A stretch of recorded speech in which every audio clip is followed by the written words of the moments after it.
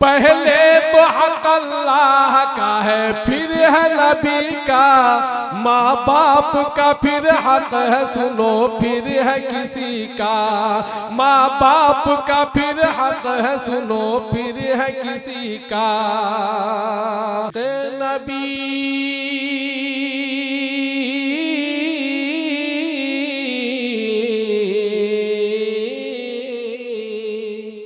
इश्क़ नबी को हिर्ज़ दिलो जान बनाओ, इश्क़ नबी को हिर्ज़ दिलो जान बनाओ, इंसान बनाओ।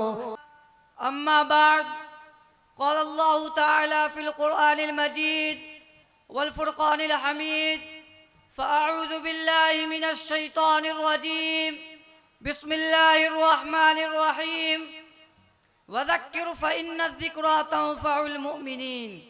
सदक़ल्लाहुल अज़ीम।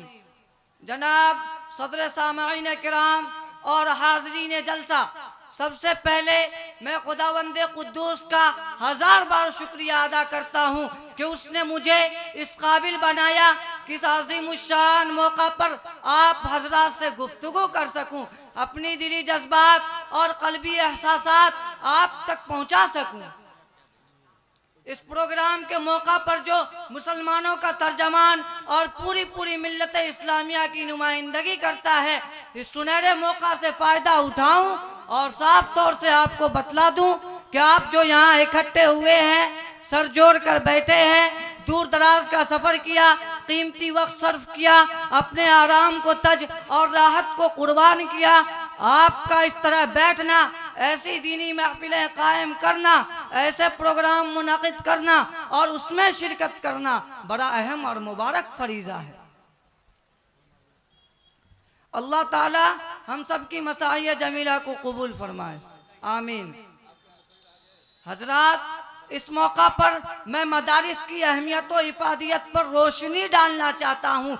ये मदारिस जो इस वक्त आपके सामने है, बहुत सी झोपड़ियों छप्परों की शक्ल में, कोई किले की शक्ल में, कोई बेहतरीन और शानदार इमारतों की शक्ल में, दरअसल ये सब इस्लाम के मजबूत किले हैं, दीन के आहनी हिसार हैं, इनसे मिल्लत का तशख़्ख़ुस कायम है। ये उम्मत इस्लामिया के धड़कते दिल हैं, ये इस्लामी कल्चर और सकाफत के आईनादार हैं, ये अखलाक व ईमान और इखलास और रूहानियत के सरचश्मे हैं। यहाँ मुर्दा दिलों को जिंदगी मिलती है, यहाँ प्यासों को सैराबी मिलती है, यहाँ तलबा के कुलूब में उख़्वत व हमदर्दी, मसावत व रवादारी की तुख़्म रेज़ी की जाती है। और सबसे बड़ी बात यह है कि यहाँ उनके अक़ायद व अफ़कार सही होते हैं, उनमें फ़िक्र आखिरत पैदा करने की कोशिश की जाती है, आने वाली ज़िंदगी के लिए उसे ट्रेनिंग दी जाती है, उसे सवालों के जवाबात याद कराए जाते हैं। दोस्तों, बहुत से हजरात इसे हकीकत समझते हैं कि दुनिया बहुत तरक्की कर गई है, इसमें बहुत सी चीज़ों की ईजाद हो गई है और इसकी भी कोशिश हो रही है कि सूरज, चांद और सैयारों को अपने कब्जा में कर लिया जाए। तरह तरह के इंकशाफात हो रहे हैं, इन साइंसी ईजादात ने बहुत सी चीज़ों का इनकार किया है, लेकिन जरा आप सोचकर अपने दिल पर हाथ रखकर खुदा मुझे बताइए, किसी ने इस 2 गज जमीन के टुकड़े का भी इनकार किया है? मौत के वक्त को किसी ने 2-4 घंटे के लिए मौखर किया है? सांस की रफ्तार पर भी किसी का काबू हो सका है? जिंदगी भी कोई दोबारा वापस ला सका है? गुजरे हुए लम्हात भी किसी के बस में है? इन सब का जवाब आप यकीनन यही देंगे, ये काम आज तक किसी से ना हुआ है और क़यामत तक ना हो सकता है।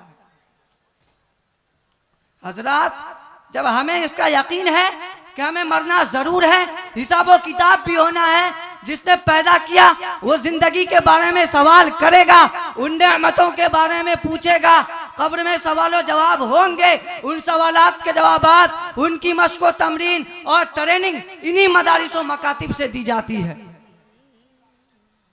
मेरे मोहतरम बुजुर्गों और दोस्तों, मालो दौलत दुनियावी बेहतरीन कॉलेज, बड़ी बड़ी यूनिवर्सिटियां नहीं दे सकती।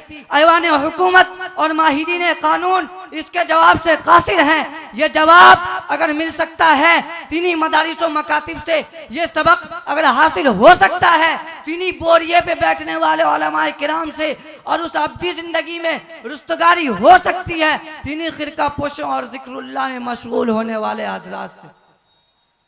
किसी शायर ने सच कहा है, न पूछ इन खिरका पोशों की इरादत हो तो देख इनको, न पूछ इन खिरका पोशों की इरादत हो तो देख इनको, यदि बैजा लिए बैठे हैं अपनी आस्तीनों में। और किसी ने कमाले अकीदत व इरादत को मलहूज रखते हुए सच कहा है, तरदामनी पे शेख हमारी न जाइयो, तरदामनी पे शेख हमारी न जाइयो, दामन निचोड़ दें तो फरिश्ते वजू करें।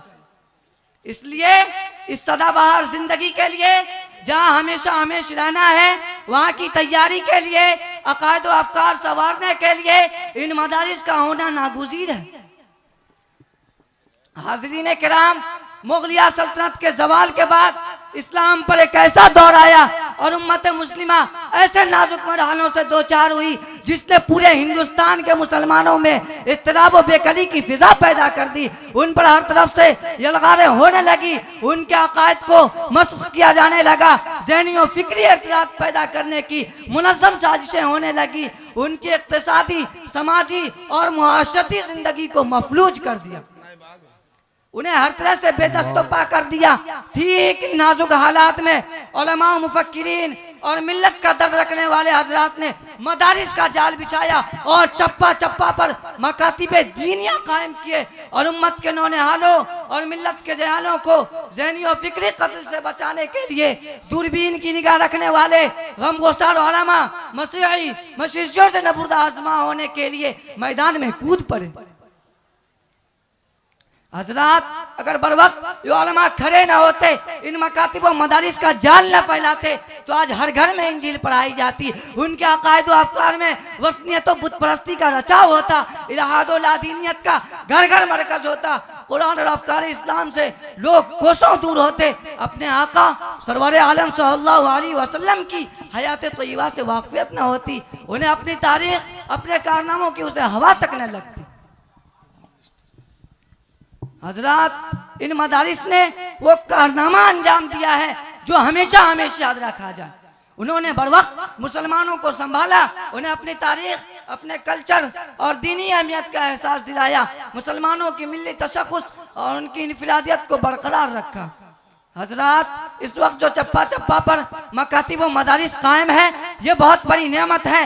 ये मदारिस मुआशरा में रीढ़ की हड्डी की हैसियत रखते हैं, ये पूरी सोसाइटी और समाज का मक्कन है, ये अल्लाह और उसके रसूल सल्लल्लाहु अलैहि वसल्लम से आशना करने का एक जरिया है, जो हमारा और आपका हकीकी मकसद है। इसलिए हमारा और आपका भी ताल्लुक इन मदारिस से ऐसा ही होना चाहिए जैसे कि जिस्म का रूह से, आफताब का रोशनी से और फूल का खुशबू से है। अगर ये ताल्लुक बाकी है तो समझ लीजिए कि जिस्म रूह दोनों जिंदा है। अगर ये ताल्लुक ख़त्म हुआ तो फिर हमारा खुदा ही हाफिज़ है। बस इसी चंद बातों पे मैं अपनी तकरीर को इस शेर के साथ ख़त्म करता हूँ कि अगर ये मकातिब व मदारिस न होते, अगर ये मकातिब व मदारिस न होते, कहीं भी जहाँ में मुसलमान न होते, बसूरत बशर सब दरिंदे ही होते, बसूरत बशर सब दरिंदे ही होते, किसी भी जगह अच्छे इंसान होते। रह दिखाते न अहले मदारिस, रह दिखाते न अहले मदारिस, जमीनों में सजदे तरपते ही रहते,